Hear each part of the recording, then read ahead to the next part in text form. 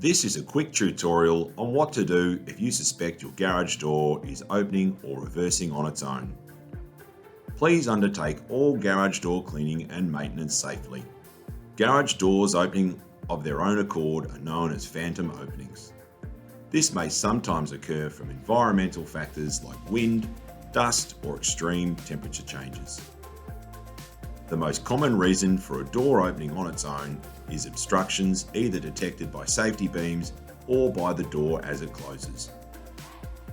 Remove any obstructions and clean around the door as a first step.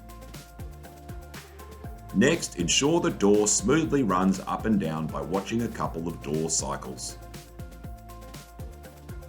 If safety beams are installed, check their alignment.